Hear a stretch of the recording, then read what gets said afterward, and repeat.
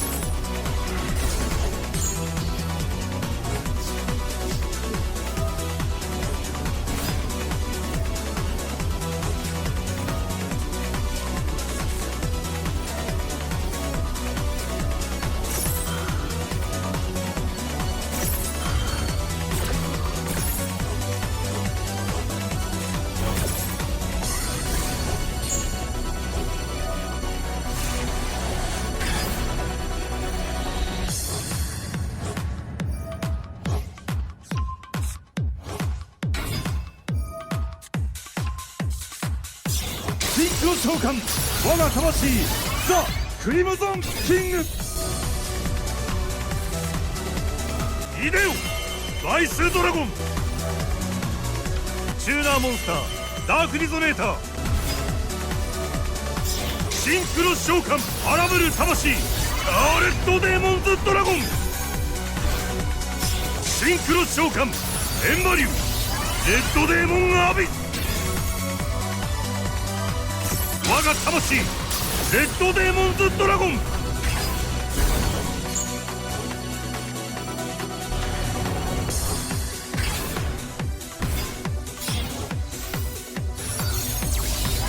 バーニングストールスカーレットノバドラゴン。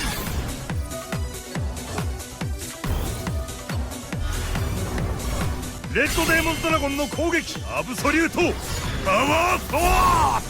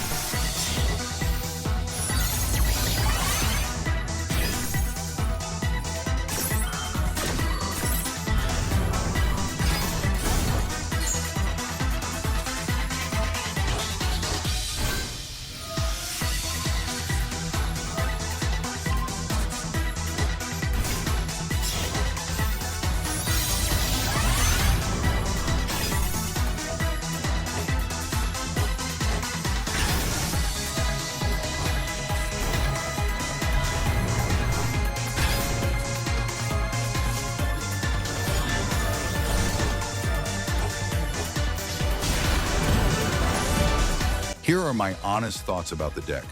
The deck is solid enough to compete against the meta and other top-tier decks. Will you win all the time? No. Will you experience bricking? Unfortunately, yes, because we're still running some Red Dragon Archfiend cards that does nothing on their own, like Crimson Call. Will the deck be meta? No. Compared to meta decks, RDA lacks the same level of consistency, resilience, and ability to play through multiple interruptions in a single turn. Is the deck good against Nibiru? Yes. Since we have a lot of starters, we can still build our way up to Crimson Dragon and recover by bringing back our tributed monsters. What about Droll and Lockbird? Unfortunately, the deck does struggle against Droll since we rely heavily on searching. However, in the OCG, it's limited, and most decks are also weak to it. If you do get hit by Droll, consider pivoting into Abyss. Or if you have access to the Elbaz engine, just go into Berserker. Can the deck win in tournaments? RDA definitely has a much higher chance to perform well now compared to its previous versions. But this isn't a 100% cakewalk. You'll still face challenges, especially playing as a rogue deck against top-tier decks. And just to be clear, these are all based on my personal experience playing RDA in the OCG format. Other players might have different takes, things to add, or even disagree, and that's completely fine. At the end of the day, as long as we can push Red Dragon Archfiend into a solid and respectable spot in the competitive scene, that's more than enough for me.